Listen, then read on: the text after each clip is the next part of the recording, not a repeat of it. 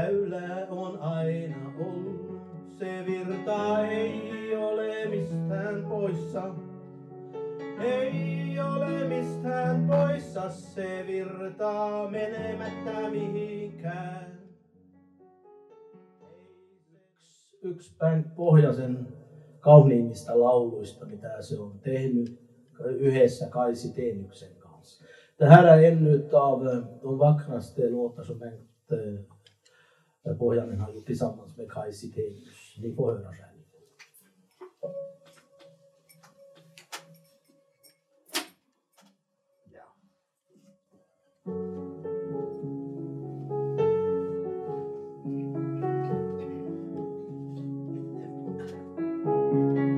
Väylä on aina ollut, se virta ei ole mistään poissa. Ei ole mistään poissa, se virtaa menemättä mihinkään. Ei se mistään tule, ei se ole mihinkään menossa. Se on meissä aina ollut, matkana rajattomana.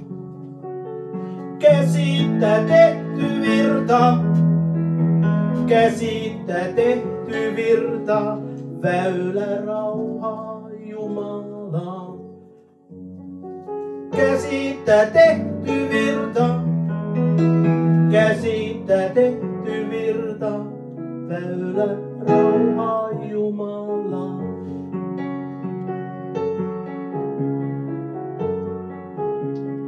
Väylä on aina ollut, se yhdistää ei erota. Rajan veti ihmiskäsi, saarin punainen viiva, kuninkaan musta nauha. Väylä on aina ollut, virta laulu matkan vaivaa. Aika ikuinen.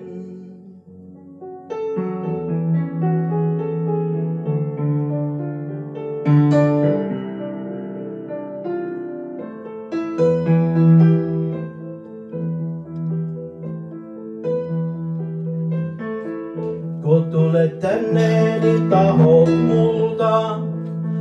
Mie näytän sulle väylän.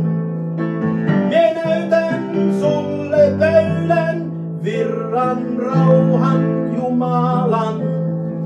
Jo tulet tänne, kyllä näytän sulle virran. Näytän sulle virran, väylän, rauhan, Jumalan.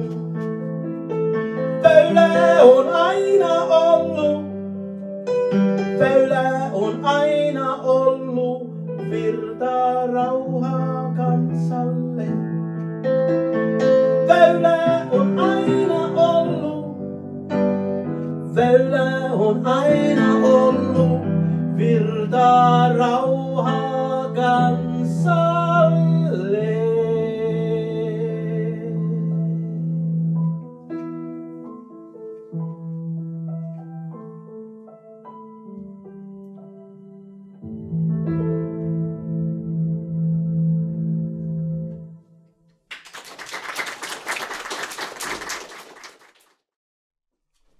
Det finns krig, död, kärlek och ett lyckligt slut.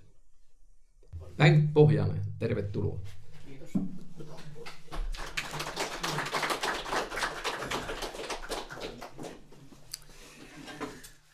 No niin, joo. Tässä oli, täytyy vastata kahdella kielellä. Mulla oli se ruotsiksi eilen, mutta vaimo sanoi, kun menimme nukkumaan, että onhan sulla se meidän kielellä kanssa. Minä sanoin, että ei ole. No siellä nousi aamulla ja alkaa kääntämään. När vi gick och sov så sa Monica att visst har du föredraget på meänkieli. Jag sa nej men det har jag inte på svenska. Då måste du hoppa upp på morgonen och översätta och göra den på meänkieli. Och det var bara att lyda henne som vanligt. Så nu har jag 2 versioner, så får jag försöka att klara av det här på bästa sätt. So, mutta minä puhun meänkielellä ja sitten yhteenvetoon vaikka ruotsiksi. Rajatuuli Uralin, föönituuli Ugrin kielinen, tuuli, joka täältä puhaltaa tuhansien vuosien takkaa. Humise alati nyt ja aina, tule pyhi väylän rantaa, meren saarta, karia luotoa. Tule kampaa vainiot ja pellot, kryimaat ja ruuhot apihlaat. Liikuta männyn lalvaa, kuusen oksaa, tärisevää haapapuuta. Pyhi kielon kyynelheet, kulje hautusmaat ja ota myötä. Mullan saarnat, laulut, puheet, muistot, kyynelheet ja ilot, onnen ajat. Pyhi autuaitten poskea maata multaa, puhu kieltä, jonka kerran tänne toit. Niitten, jotka nyt on multaa maata, kieltä, jota multa puhuu vielä. Rajatuuli Uralin, älä laanu, tuuli Ugrin kielinen, kanna meän kieltä, älä heivaa. Mykäksi kieli ei saa jää, kieli, jota länsituuli ei saa tappaa. Länsituuli, joka viepi meän kielen suusta hauan unholhaan. Älä laanu, rajatuuli, föönituuli, lauha, lempeä. Inledningsjohtoruno tälle puheelle Kväni oopperasta vähän taustaa. Jag tar sen ruotsiksi kanssa. Vind från Ural, vind från Ugrien, vind som blåste genom många tusen år. Blås, blås städse nu och alltid. Kom och smek älvens stränder, havets öar, grund och skär. Kom och kamma ängar, åkrar, kryddgård, gräs och klöver. Krama tallens toppar, granens grenar, asparna som darrar. Torka liljekonvaljens tårar. Res igenom kyrkogårdar. Plocka med dig mullens sånger, tal och tårar, fröjd och lycka. Smek det saliga i jord och mull. Tala språket som du kommit med. Deras språk som vilar under mullen. Språket det som mullen talar. Vind från Ural, mojna inte. Vind från Ugrien, bär vårt språk, mojna inte. Stumt får språket inte bli, inte dö i västlig vind som för vårt språk från munnen ner i gravens glömska. Se oli ruotsiksi. Tuulesta tässä puhutaan ja tuulen symboliikka on rikasta. Tuuli vei ja tuuli toi on vanhaa sanonta käräjiltä, kun herrat sekkainut porovarkkauksiin, joita ihmiset mieluummin hoit itse. Tuuli vei 5, tuuli toi 10, sanoi yksi, joka oli käräjille ja oli porovarkkauesta kysymys. Kielen iästä, kasuvet lännestä, sanoi eestiläinen kirjailija ja presidentti Lennart Meri. 30-luvulla, kun Suomen ja Ruotsin herroja yhdessä kävi täällä pelastamassa suomen kieltä, niin yksi karunkin mies sanoi, että kyllä me tämän hoijama, jos vain teet että tähän sekkainu. Se siitä. En bön till vinden, och vinden är också en symbol på många sätt och vis för mänskligheten och även för oss. När man hade lättegångar i norra Finland, vet jag, så var det en som var åtalad för ren stöld. Men den som hade blivit stulen, han sa att jag friar den här mannen för att vinden har tagit 5, men vinden har kommit med 10, så det är inga problem. Så löste man problemen på den tiden. Så språket har vi fått från öst och ansiktet från väst, sa den etniska författaren och presidenten Lennart Meri. Och när de på 30-talet svenska och finska regeringsrepresentanter reste i Tornedalen för att se hur man skulle rädda finskan här i Tornedalen, så sa en karungegubbe: om ni bara lämnar oss i fred så fixar vi det själva. No niin, länsituuli on kova ja se tuopi rahaa ja kieli ja kulttuuri ei aina ole sitten meidän keskeinen ja tärkein asia. Niin kuin se on Mäenmaan föreningille, joka järjestää tämän päivän. Niin että kieltä kantava itätuuli laantuu ja meille vieras nationalismi, joka ei ole kielessä kiinni, saattaa alkaa niin kuin juurtua.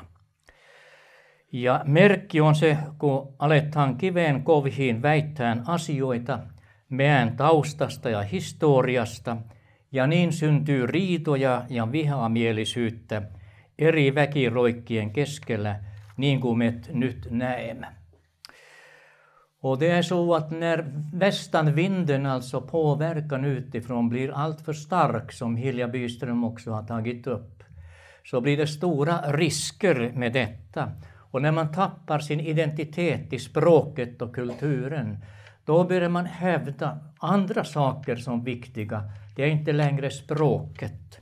Och då uppstår det problem och strider om vem som har skogsrättigheter, var renarna kan få beta. Ja, allt det som ni nu ser här, hur hatet och motsättningarna bara växer. Motsättningar som för min barndom var fullständigt främmande när det gällde sådana här saker. Ja tätä meänkielistä työtä, meidän kulttuurista työtä ei saa ohjata mikään keksitty unelma eikä mikään totalitaarinen aate. Så det är viktigt att inte arbetet med vårt språk och vår litteratur inte styrs av påhittade identiteter och även totalitära idéer som lätt sprider sig. Mehän me muistaa, että kansallissosialismi Saksassa alkoi silläkin, kun ihmiset yhtäkkiä laukoit vaaroilla ja huusit esivanhempien henkiolentoja sinne. Ja minä löydän nyt, kun kirjoitan tätä minun päiväkirjasta merkinnän, joka minua pikkusen on niin kuin sokerannut, että täällä Pajalan tienoilla on istuttu saunassa ja yritetty huutaa henkiolentoja sinne. Ja se porukka on myös se, joka toimii hyvin monella eri tasoilla nyt tämän kielen, jos ei kielen puolesta, niin kuitenkin sen identiteetin puolesta, joka ei aina pidä paikkaansa. Vi ska alltså komma ihåg att nationalsocialismen i Tyskland började med att människor sprang i Siebengebirge och ropade på förfädernas andar. Och jag hittar en notering i min dagbok som förskräcker mig en del. Jag har hört en berätta att de har varit bastu och i bastun ropat på förfädernas andar. Och det är inga bra tecken när vi ska börja utveckla vårt språk. Minä sanon, niin kuin täällä on sanottu, että Herra varjelkoon. Ja tämän varoitukseksi meillekin, kun haemme nyt omaa taustaa, mutta unohtamme kielen ja kulttuurin ja ihmiset, ja jotka ei edes puhu meidän kieltä, ne yhtäkkiä eustava meitä.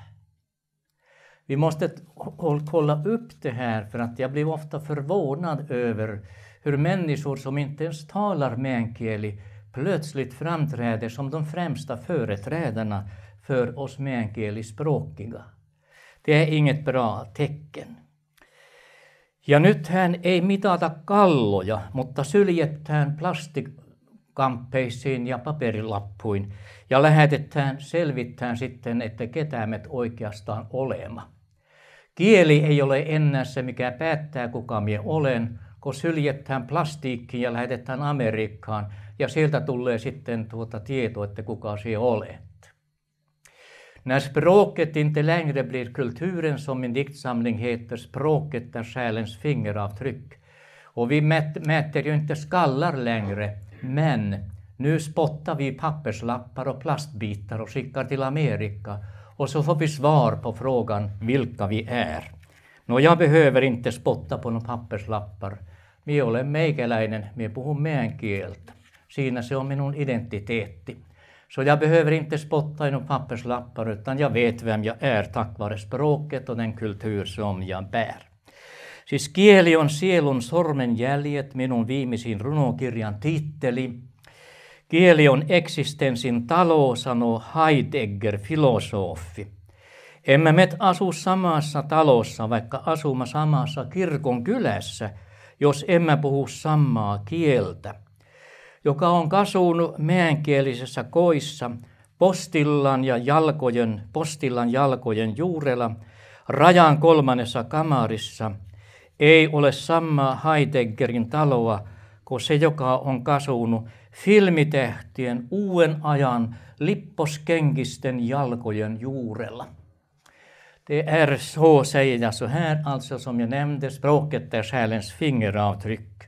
Språket är existensens hus. Den 28 maj kommer ett program i Sveriges Television där man diskuterar och framställer min bok Smugglarkungens son. Och där citeras Heidegger. Språket är existensens hus.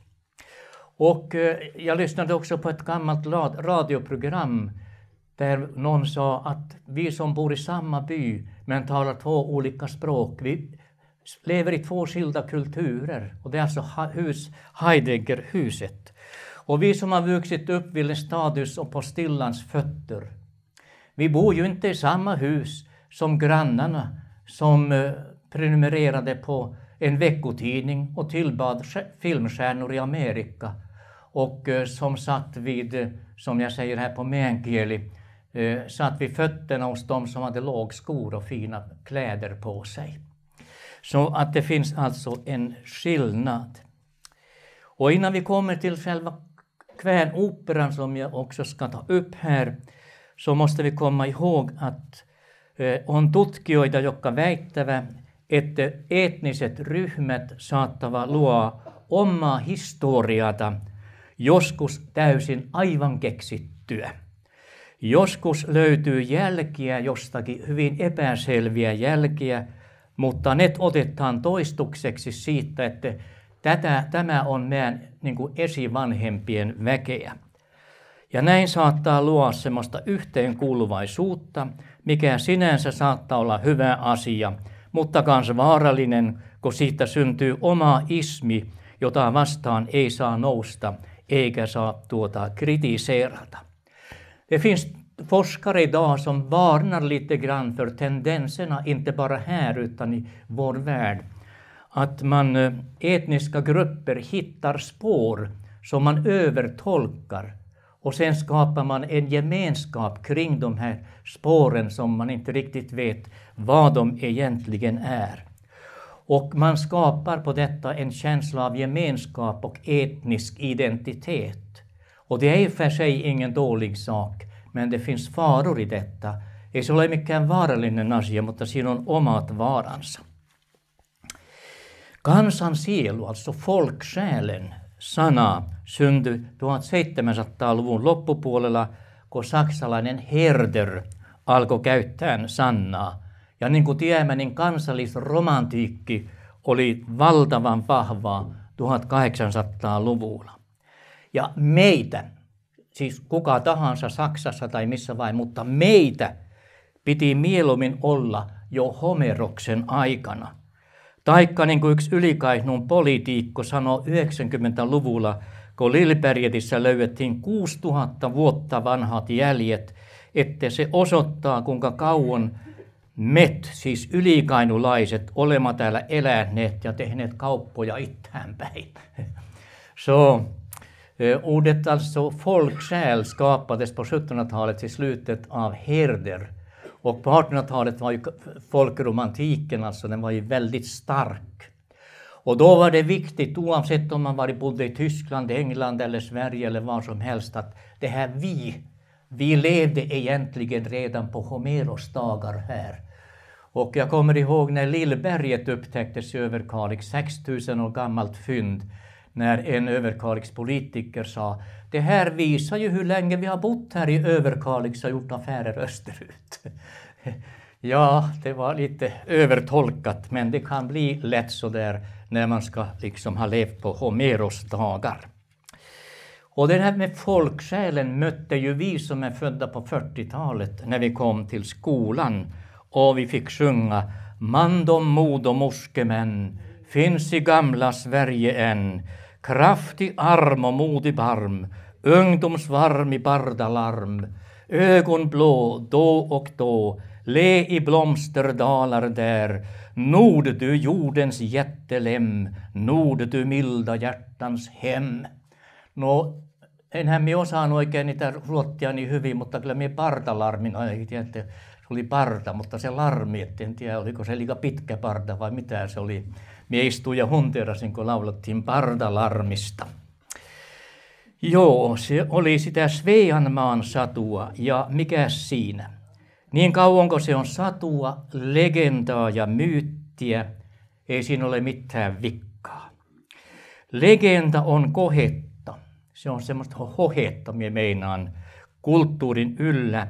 Ja tarina, myytti saattaa antaa syvempää ymmärrystä omasta itsestä.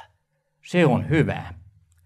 Mutta tieteenä se häätyy olla kylmää ruumista, niin kuin yksi tutkija sanoo, joka valitettavasti joskus muka liikkuu ja saunassa huuettaan vihta kädessä taikka sylkästään paperilappuun, että saapi tietää, ketä me olemme.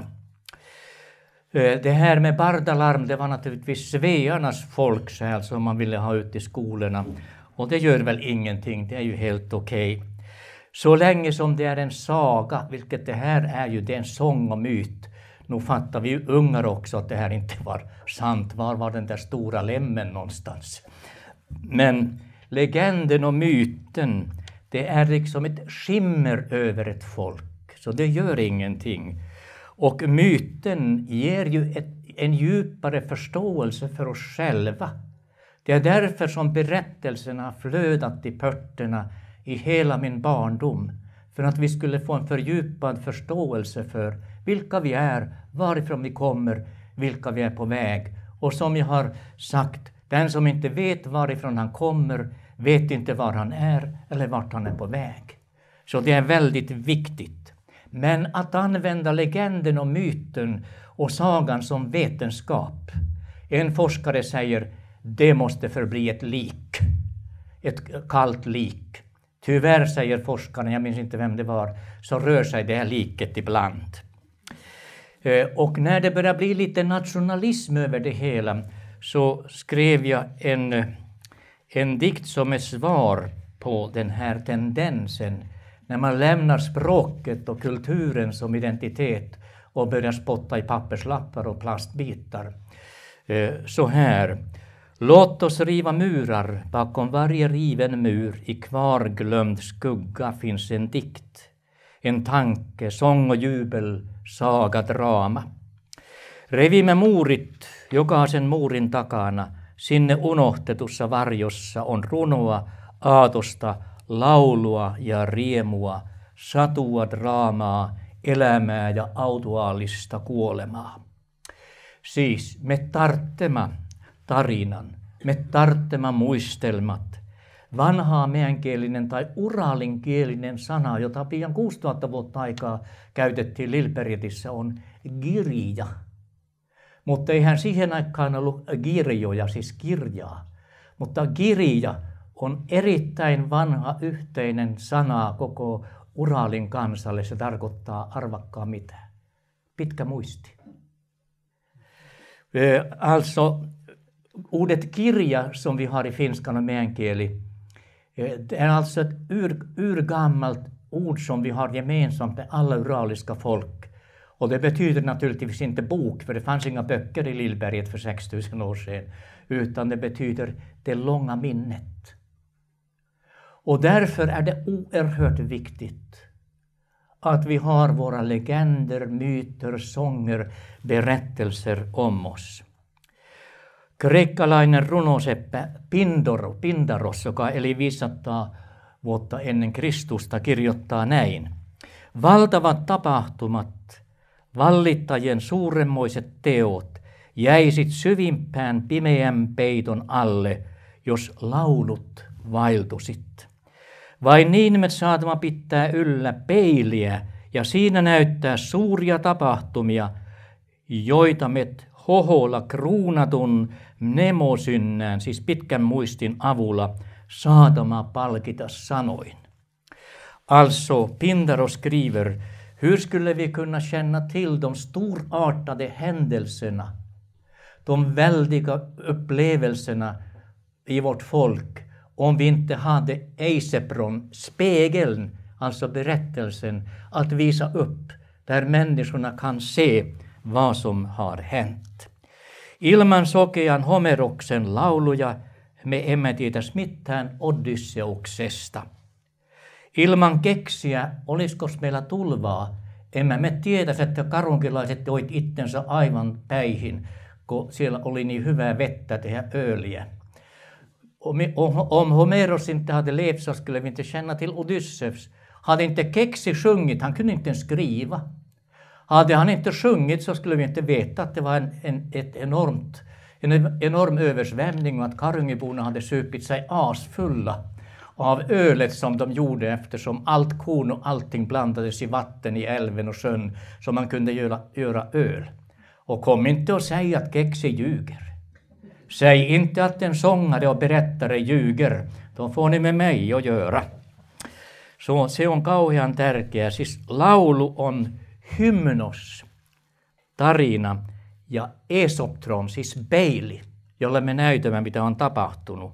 Laulu kuuluu ja laulu kertaa sen, mitä kerran oli. Siksi, arvakkaa, mikä on tärkein asia meille nyt ja monta vuotta eteenpäin. Kväänioppera.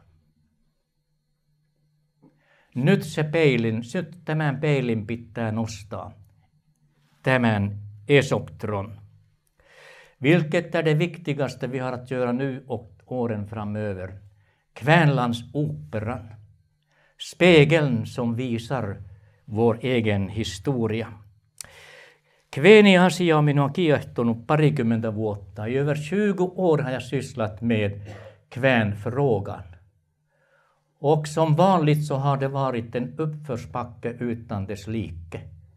Ja niin kuin tavallisesti, niin se on ollut pystötörmä. Ei kukaan kuuntele, ei kukaan perusta. Kunnes sitten joku alkaa näkeä, että Herra Jumala, siellä on rahaa vaikka kuinka paljon. No, tills någon upptäcker att men där finns ju pengar, nu kan vi börja jobba med det där också. Men miehän en ole historian tutkija. Minä olen kirjallisuuden filosofian tohtori, mutta en historian tutkija.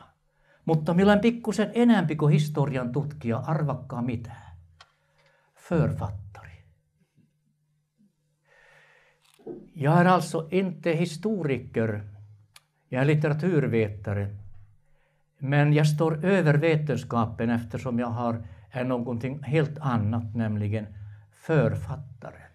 Jag fattar före vetenskapen. Har ni sett i tidningarna, oletteko nähneet Vivungin hurjat kirjoitukset? Siellä on tehty rautaa siellä Vivungissa. Ni har sett tidningsskriverier nu. Nu har man äntligen hittat, man har gjort järn i Vivungi. No mie istun ja huontelen, että no hittat. Mie kirjoitin tästä 15 vuotta aikaa. Ja skrev julsagan joulusadussa, joka meni raatiussakin, en julsaga täältä päin, magisk jul. Ja siinä mie kerron hien vuomasta. Hiisihän on rauhan tekemistä. Ja vuoma, sitähän tehtiin siellä. No, semmoista se on. Mutta. Ja siis meidän vanha historia. Ja sitten Kalevala epos on minua kiehtunut yli 60 vuotta.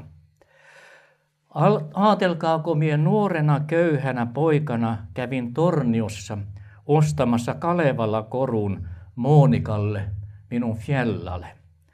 Ja se oli Väinämöisen kantelekoru. Tänk att jag var så fascinerad av vår historia så att jag för över 60 år sedan när jag var ung studerande i Haparanda utan pengar gick över till Tornio och köpte ett Kalevala-smycke åt min nyfunna fjälla Monika som jag har hållit ihop med över 60 år. Så det är oerhört intressant. Och Pohjan Akka bodde ju här naturligtvis. Pohjas kärring. Och Rimbert kirjoittaa Viitaan Skaarissa, että täällä on kvena-valta. Ja se sekoittaa kveenikansan sanaan kvinna, siis kvinna. Kveeni, kvinna. ja väittää, että miehet täällä olit vain sonnia. Ja vaimot söit ne, kun ne olit astuneet, ja miehet kiipesit piiloon sitten puihin. Kalevala alltså, vi hade Pohjan Akka, det här är ett gammalt matriarkat vilket framkommer i operan också. Pohjan Akka bestämde ju allt. Och gubbarna de satt vid kanten av pörtet där och de hade ingenting att säga till om.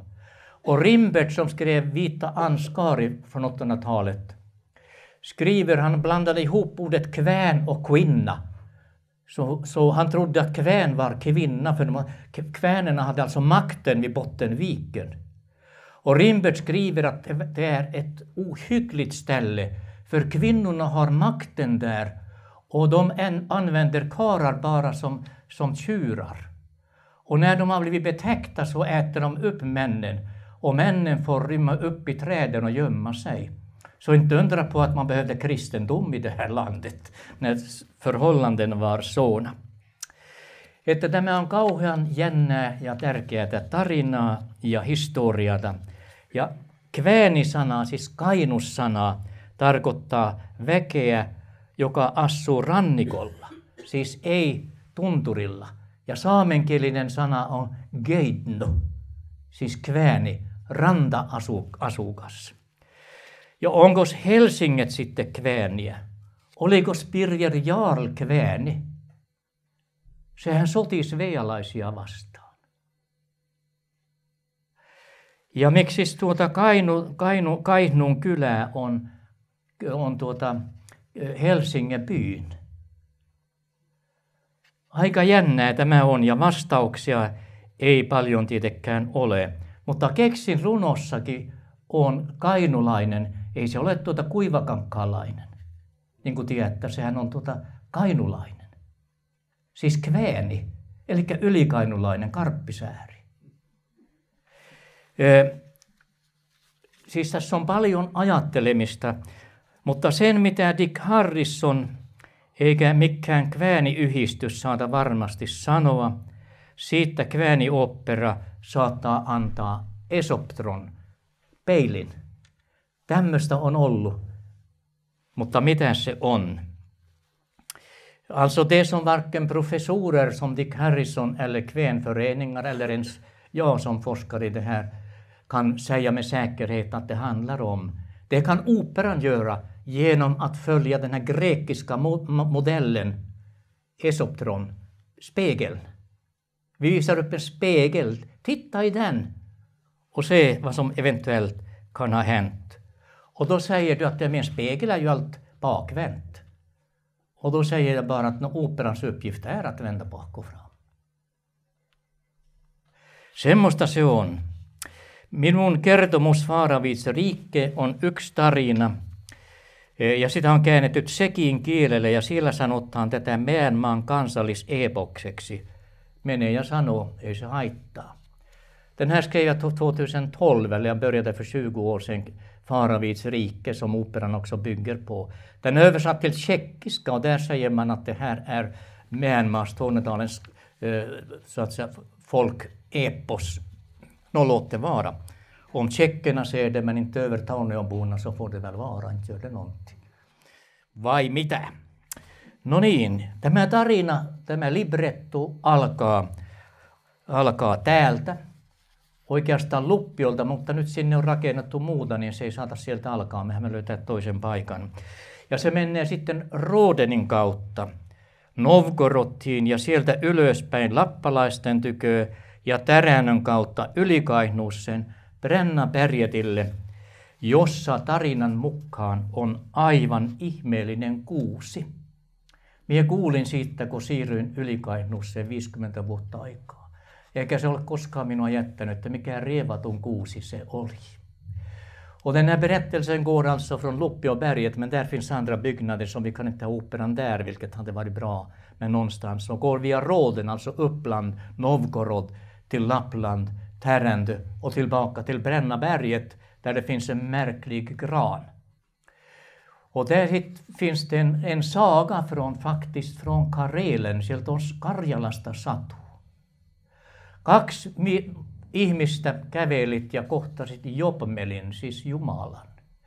Ja ne olit huolehtuneen näköiset, niin Jobmel sanoi, että mikäs teitä vaivaa. No ne sanoit, että kun me emme tiedä, että millä me pääsemme taivaaseen, kun me kuolemme. Och Jobmel sa att vad är det som bekymrar er? Och då sa det här gamla paret som var på vandring och sökte en väg till himlen, för de visste att själen farit upp, fast de inte ens var kristna. Det är ju tusentals år sedan sagorna här skapades. Och då sa Jobmel att det här ska jag fixa åt er. Kyllä mietemään teille hoijan. Ja se asetti sitten vaaralle kuusen, ja se kuusi pyöri ja porrasi taivaaseen reijän. Ja sielut sai sitä kautta mennä taivaaseen. Ja kerran vuodessa, joskus nykyisen joulukuun aikana, parhaat sielut sai tulla reijästä takaisin ja kurjena lentää katsomaan entisiä syntymäpaikkoja. Vilken fantastisk historia. Berättelsen som ger oss liksom så oändligt mycket i operan. Bara denna korta lilla berättelse. Två människor är bekymrade. Hur ska själen komma upp till himlen? Och det här hålet är naturligtvis Polstjärnan, eller hur? Det förstår ni ju. Sehän on tuo tähti. Pohjan tähti, tietenkin. De går alltså bekymrade och möter Jobmel som frågar: varför är ni bekymrade? Ja, vi vet inte hur man kommer upp när vi dör, när själen ska komma upp till himlen. Och då säger Jobmel: inga problem, jag ska fixa det. Och så planterade han en grav på ett berg som skulle vara Brännaberget över Kalix. Och den här granen borrade hål i himlen, så att när människan dog, själen for genom hålet upp i himlen. Och de som man inte hade stulit och mördat, de kunde återvända i december en gång per år. Och som tranor flyga norrut och titta på när de hade vuxit upp och så vidare. Det var fantastiskt. Jag hoppas det är så. Och det här lyfter upp som en spegel i operan. Så halva Tornedalen kommer nu att ha en mycket positivare framtidssyn. Vi kommer ju via Brännaberget upp till himlen och få återvända som tranor och kolla hur det ser ut i Kuivakangas ibland. Tämmöistä se on, ja. No niin, ja lopuksi vielä tässä. Joo, tämä opera taitaa olla näytelmähistorian ensimmäinen teos, jossa näyttelijät, laulajat, kuorot ei tiedä kuinka se loppuu. Jag har kommit på en historisk sak som ännu inte finns i dramahistorien. Skådespelarna, sångarna, kören vet inte hur det här slutar. Vad spännande. Och jag tänkte, så lockar man ju skådespelare och andra på scenen. De vet inte hur ska det här sluta. Och sen kommer överraskningen på premiären. Då vet ni också hur det slutar. No niin, se antaa vauhtia, kun ei tiedä kuinka se loppuu.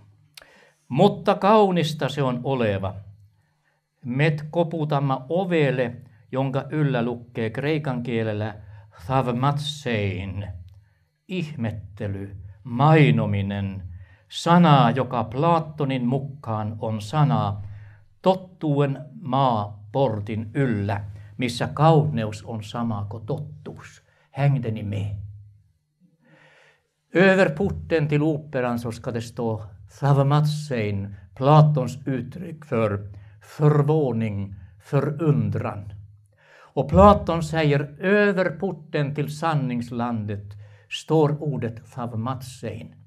Förundran är porten in i sanningslandet.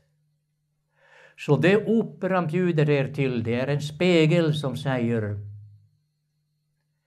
skönhet och sanning är samma sak. Stig in genom förundrans port in i sanningslandet. Då får ni äntligen veta vad kvänland är och vilka kvänerna är. Och då kan man avsluta alla tokiga föreningar. Det var humor. Med mainoma, totuus, fakta. I operan finns naturligtvis också fakta. Jag vet att det var 30 bågskyttar som for till nuvarande ryska Karelen på 1100-talet. Varför det? De kunde skjuta med båge. 30 stycken. Och i min opera, mitt libretto i den här berättelsen, så möter huvudpersonen just de här 30 bågskyttarna som är på väg för att slå fienden som kommer österifrån på en is, på en sjö. Det finns alltså fakta. Vikingagraven i Sangis, det får ni svar på i operan. Det finns en brunn i min hemby Kassa. Om ni behöver veta saker och ting, åk dit, så får ni vatten därifrån. Kan bota sjuka, man kan göra vad som helst. Och den brunnen finns berättad för länge sedan. Och den som välsignade vattnet i vår tid, han var från Övertorneå och han hette Salomonsson Fors. Kassan Salko. Och då är frågan, operan. Missäs med sen Panema Bystön. Var ska vi sätta upp operan? Det vet vi ännu inte. Är det dags att vakna här i Övertorneå och Haparanda och Hedenäset och Karungi och lite varstans? Var ska vi sätta upp det här? Om vi inte har någon plats så kan vi inte sätta upp den alls. Får väl stå på Brännaberget med en spegel i handen och säga det här gick åt helvete. Nånin, så där. Och hur ska det hela sluta? Jag säger inte hur det slutar, men en opera måste innehålla vissa saker, och det innehåller Kvänopera. Kärlek, krig, död och lyckligt slut. En kärlekshistoria. Tottuen varjo, mutta operassa häätyy alla rakkautta, sottaa, kuolemaa ja onnellista loppua. Ja tässä operassa on tätä kaikkea. Kiitos. Tack så mycket.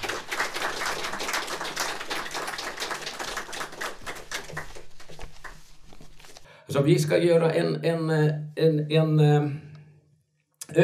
överlämning av en porträtt som påminner oss om det jobb som Bengt Pohjonen har gjort och gör fortfarande för språket med meänkieli.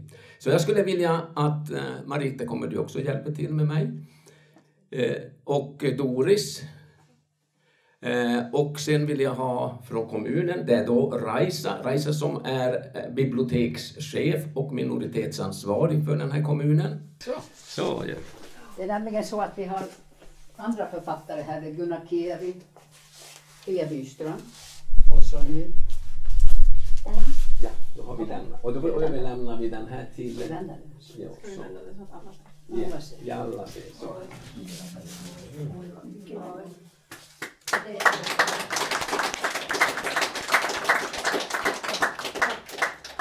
Konstnären är Jouko Alapartanen som finns i Tornio.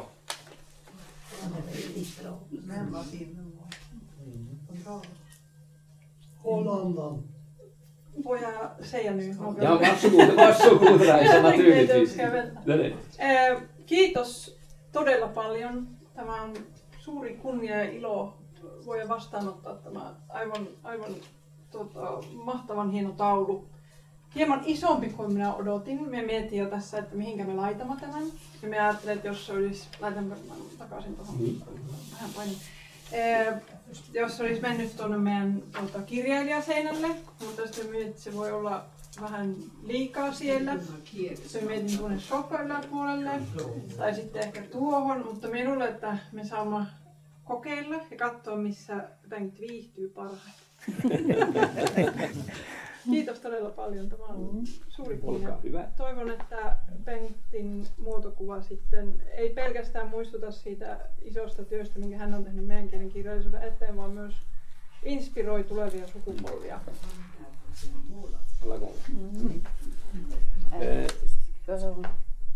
Hannu, tuleeko se? Alltså vi har Myanmar, föreningen Myanmar har då också samtidigt i det här då Alapartarna, jag och Alaparten har bestämt att vi ska lämna över ett stipendium. Nu är det så tyvärr så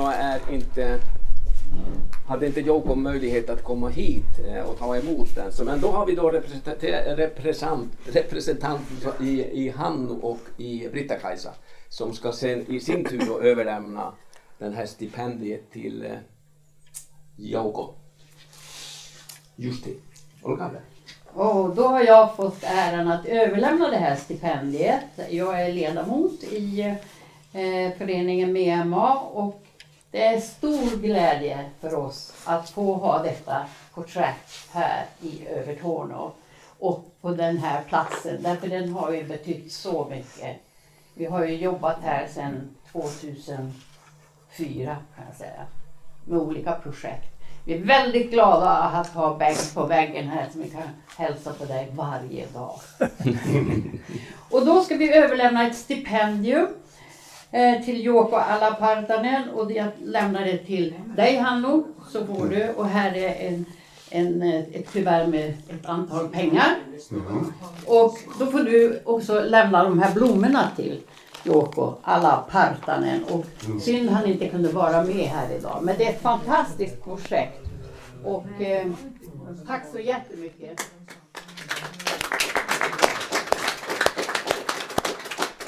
Joo, Jouko Alapartanen lähettää terveisiä. Hänhän on maalannut tämän Bengtin kuvan siellä portaanilla, joka on Tornion kirkkoa vastapäätä hänen työhuoneen.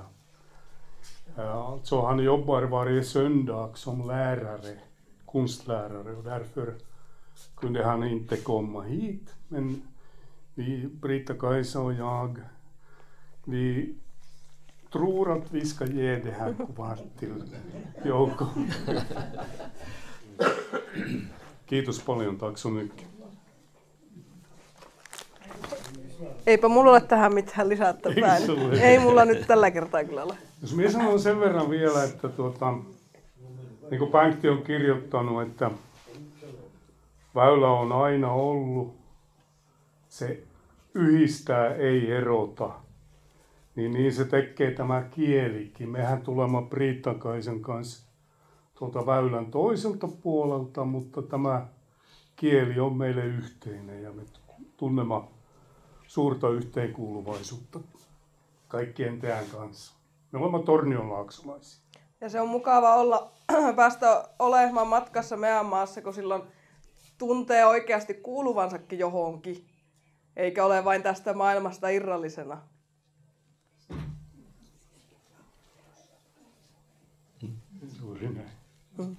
No niin. Innan vi slutar så skulle jag... Ja, men vi ska inte sluta, vi har ännu Jaha, ett jag litet skulle passa på samtidigt när vi Ja. står här, för folk har frågat vem är det som sitter med i styrelsen för Myanmar. Så jag tänkte vi kunde presentera oss, vi som är här i alla fall. Och vi börjar där. Ja, vice ordförande Börje Rittiniemi. Och här är... Hannu Alatalo, jäsen, medlem i styrelsen. Britta-Kajsa Välimaa jäsen. Och jag och Doris Nordgren ledamot. Och sen hade vi Marita, sekreterare. Okej, hade vi något? Tuula. Tuula. Tuula Uusitalo. Jag är också medlem i Myanmar, jäsen Myanmarissa. Och så musiken Bengt som har Nej. gått Rytini, men han är också med som ledamot. Kerstin Salomonsson är ordförande, men vi har ju också Bengt som finns med. Varajäsen. Har vi Så. nog med. Och sen om ni ser liksom att passa på om ni som inte är medlemmar, det finns lite papper där som ni kan absolut gärna bli medlemmar. Så passa på, ni är verkligen viktiga och att hänga med som medlem.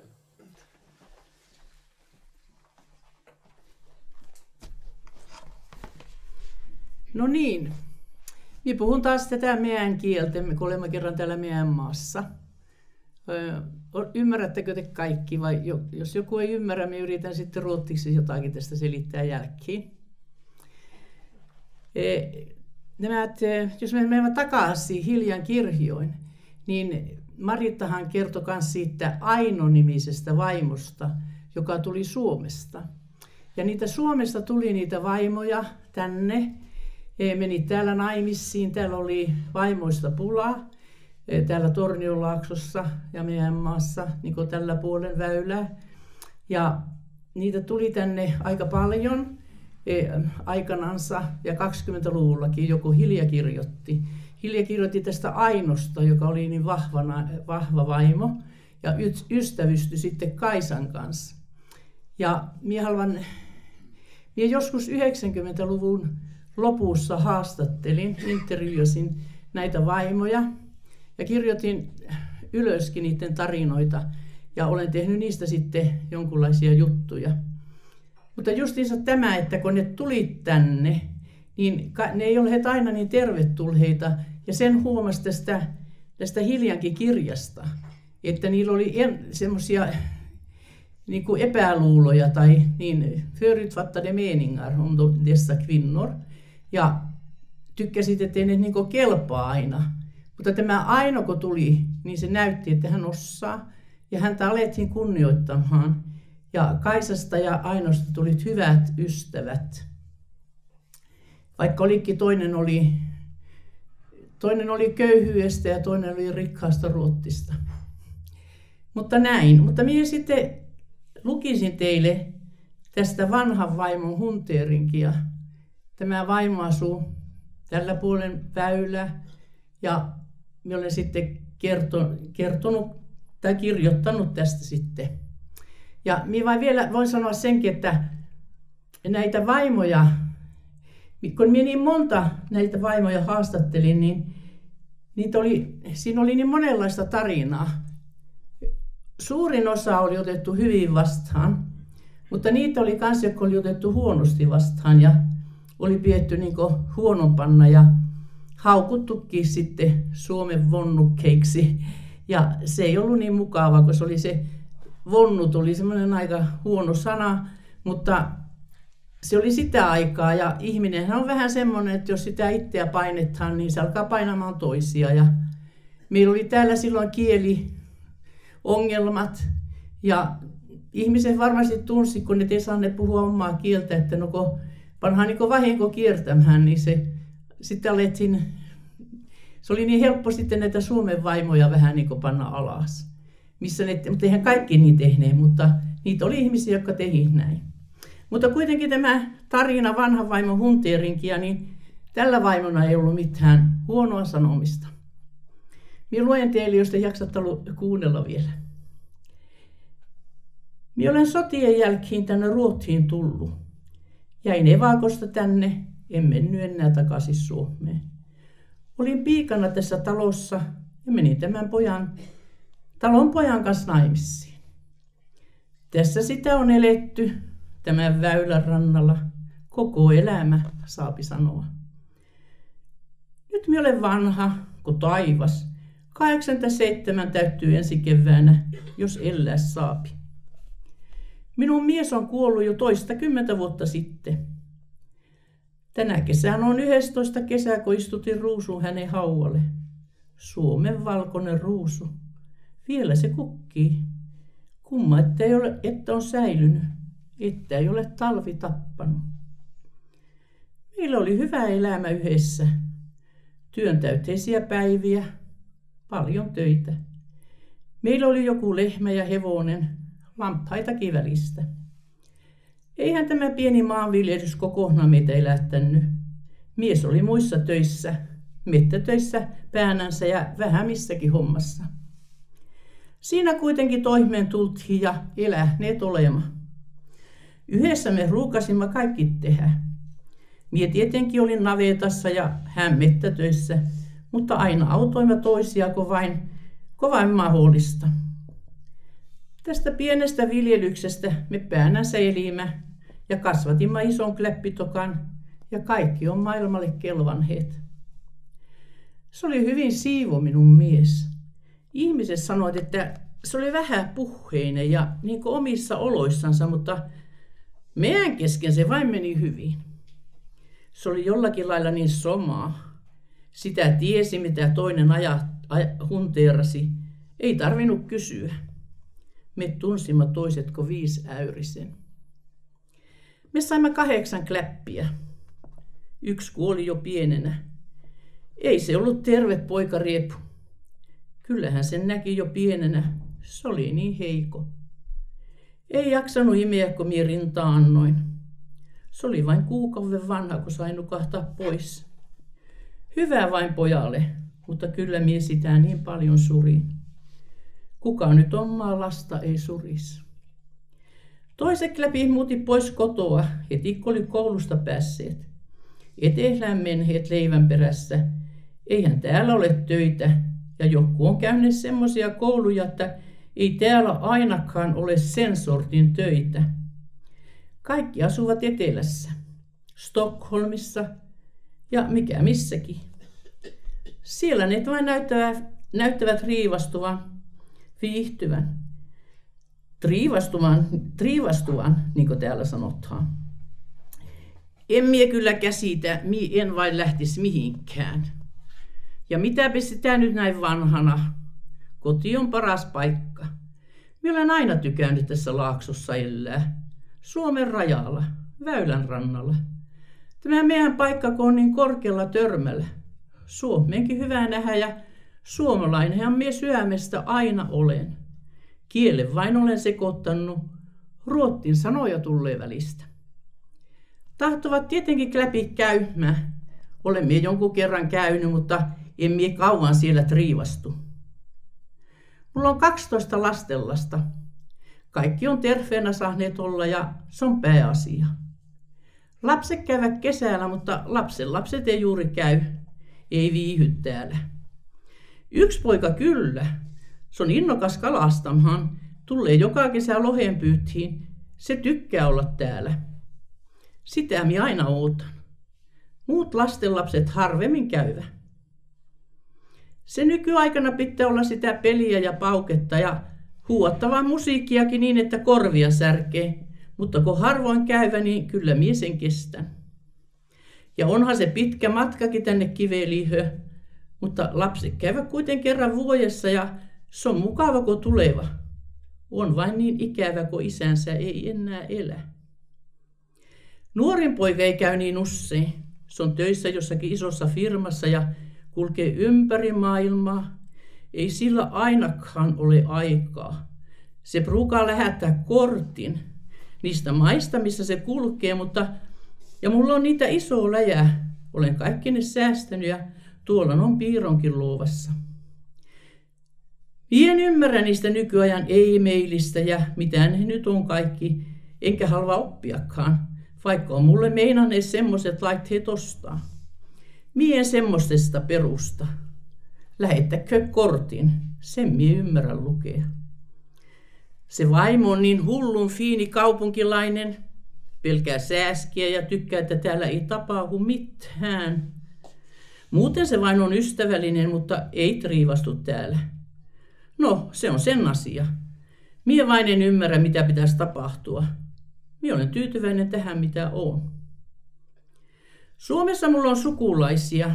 Mie en enää jaksa kylästellä, mutta ne käyvät täällä aina välistä, vaikka nekin käynyt harveneva, kun kaikki alkavat olla vanhoja.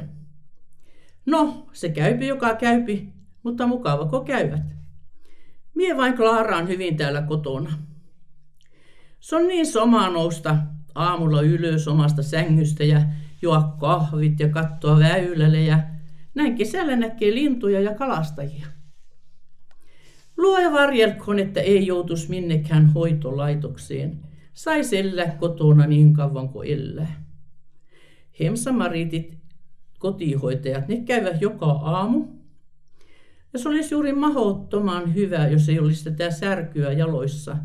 Ne on aivan jäykät, steelit aamulla kun herää. Mutta tässä minä vain köpötän menemään, eipä muulla ole mihinkään hoppua enää. Ei tarvitse rukahtaa niin kuin nuorena. Hemsamaritit tuovat ruoan tullessa ja mie lämmitän sen päivällä. Syön sitten jotakin muuta illalla ennen kuin panen nukkumaan. Kyllä mie usein ajattelen elämää takaisinpäin. Se on aivan niin kuin eilen, kun läpi laukoit tässä väylän törmällä. Tässä jokilaaksossa oli elämää. Kaikilla paljon lapsia. Oli kauppoja ja kouluja, jopparia ja sun muuta. Muistanko joppasit hevosia yli ja kahvia ja kaikenlaista tavaraa. Meillä oli paljon kanssakäymistä suomalaisten kanssa. Se oli mukavaa aikaa. Laakso eli ja oli ihmisiä. Mutta ne vuodet on menneet. Sinne on kauhneet niin kuin ihmisetkin. Kläpit on minusta kiusassa. Sanovat, että en saa mennä ulos. Että ei vain lankia. Mie sanon, että en ainakaan. Mutta käyn tietenkin mie ulkona. Annan linnuille ruokaa ja lakasen portaat talvella, kun lunta sattaa, mutta en mie sitä Kläpille sano. On jo tarpeeksi kiusassa. Ruukavas soittaa vuorotelle joka ilta. Pelkäävät, että mie lankea ja loukkaan itteni. Mie liikun niin siivosti ja olen varovainen muutenkin. Tässä väylän törmällä on niin hyvä asua ja elää. Katsoa Suomea ja nähdä, kun aurinko nousee iästä ja laskee länteen. Kiitos. Kiitos Tuula. Joo, mulla on yksi laulu tässä, joka kertoo vähän niin kuin meidän hienosta luonnosta. Ja nämä sanat on minun kaveri tehnyt, joka tykkää kirjoittaa sanoja. Sen nimi on Kjell Söderberg, asuu Luulajassa. Minä ruukan tehdä sävellyksiä ja hän tekee sanoja mulle. Ja tämä laulun nimi on Andäkti. Vähän ei ollut niin myötä tässä ohjelmassa, mutta minä ajattelin, että me voin laulaa yhden osan.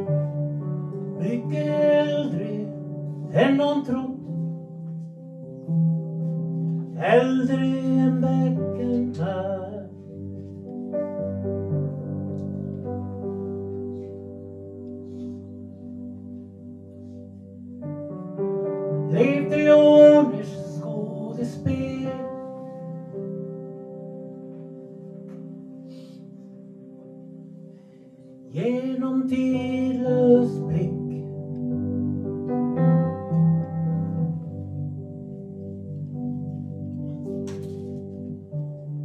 manar duvors vingaslag fredlig hyllningshymn.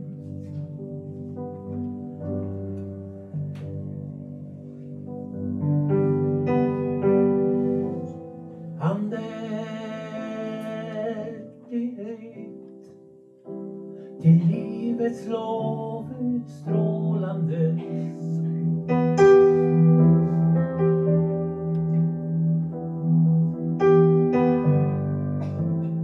glittrar liv i skogar och i sjöarna.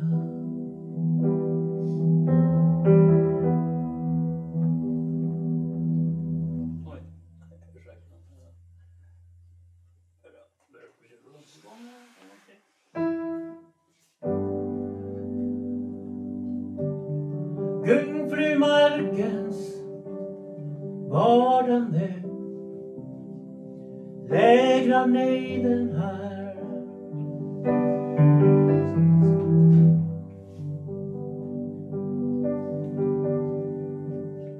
Rena klungor, stilla tungor i sfärisk atmosfär.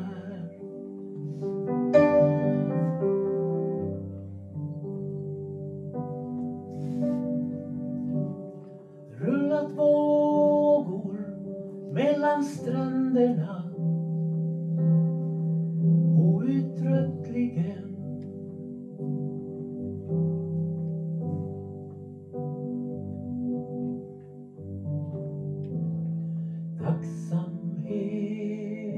tiden står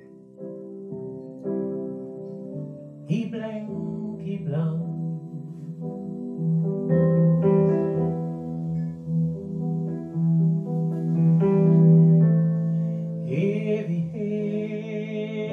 Evighet mot vassa tidens tand.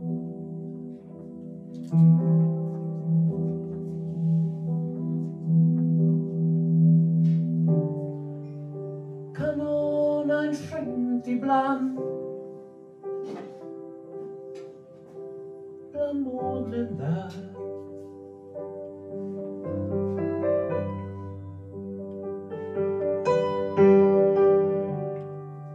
Sipprande dagljus, strålvävars strimmor flimrande.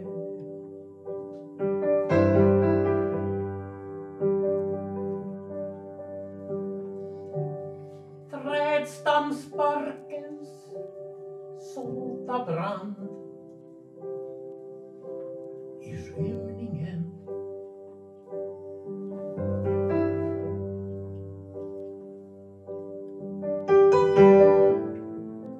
Fyller mig till att måste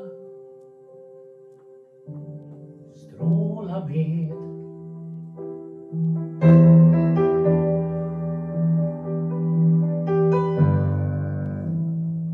Glittrar liv i skogar och i sjöarna.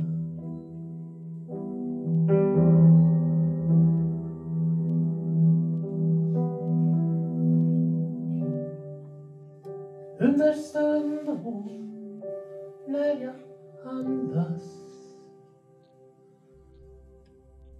dunstar alla ord